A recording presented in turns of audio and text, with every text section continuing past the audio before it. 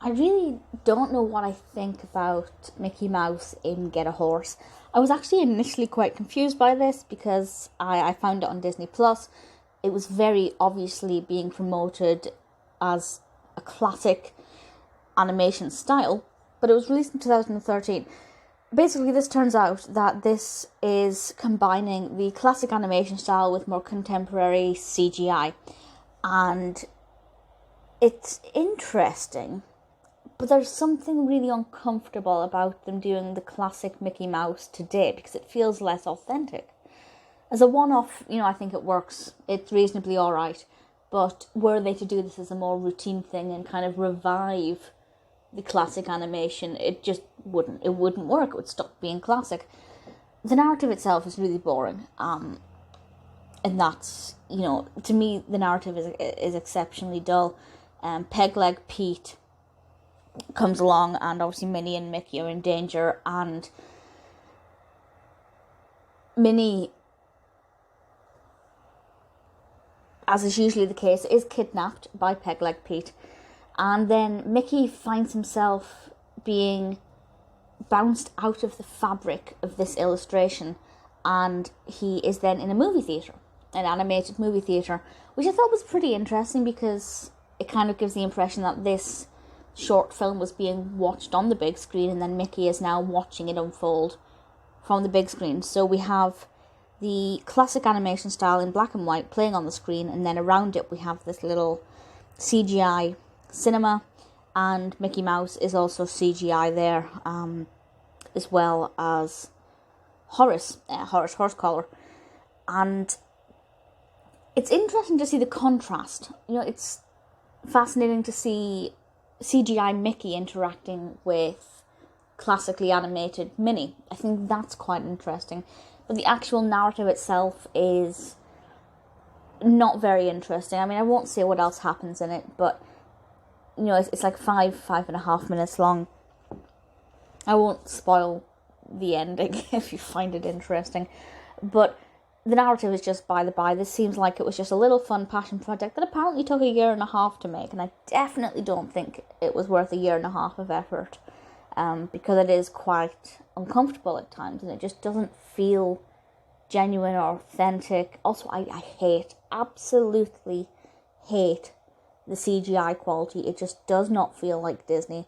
I know a lot of modern Disney characters, or modern interpretations of classic Disney characters, primarily those on things like Disney Junior, they're horrible. The CGI is just not pleasant at all. It's probably a generational thing. I'm sure younger children have no issue with it, but I really don't like the CGI Mickey here. What I do like, there are some very interesting statistics and facts about this, and that makes it interesting. So the narrative, dull. The CGI animation contrast, fascinating but slightly uncomfortable. Had they taken a classic animation, an existing classic Disney animation, and put CGI Mickey next to it, it would have been a bit better. But because they created this classic from scratch, it's really bizarre, and not in a really pleasant way. But we have some interesting stats and some interesting information from Wikipedia. I will say that if you do watch this, absolutely go onto Wikipedia afterwards, or any other source, and read around it.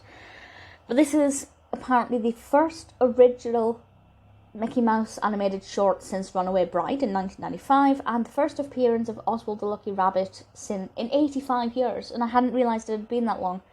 So that was, it was pretty interesting.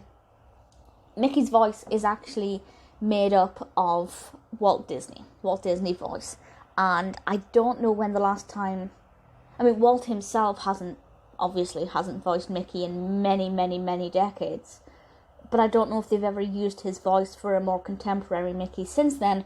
But here they take archival recordings of Disney's voice and use them for Mickey's dialogue here, and I thought that was really clever. I thought that was a really good idea, and obviously there are a lot of great voice actors who can voice Mickey Mouse, but I just thought that was a really nice touch to stick over the top of the classic, and of course the CGI. Although Walt voicing the CGI Mickey is, I guess, a peculiar concept, I wonder how we'd feel about that. I don't know. But I thought that was actually pretty fascinating. So there's a lot about this that's interesting, that's worthy of discussion, but there's just something about it that is just a little bit uncomfortable and not as fun as it should be. I think for younger children, it's quite good. You know, I think having that contrast of the classic animation with the contemporary CGI actually works well.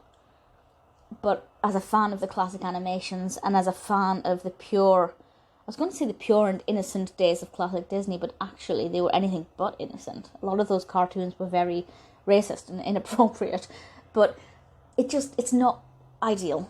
It's a one-off. Quite happy to have watched it. It seems to be relatively well received, but there are people who have said otherwise. I had a quick look around at some of the reception from it. Give it a watch.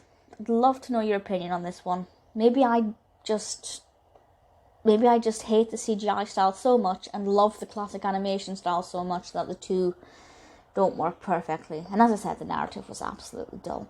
But it's fun. I liked it for the most part. Definitely worth watching once. I hope they don't ever do it again. But as a one-off novelty, I can get on board with it.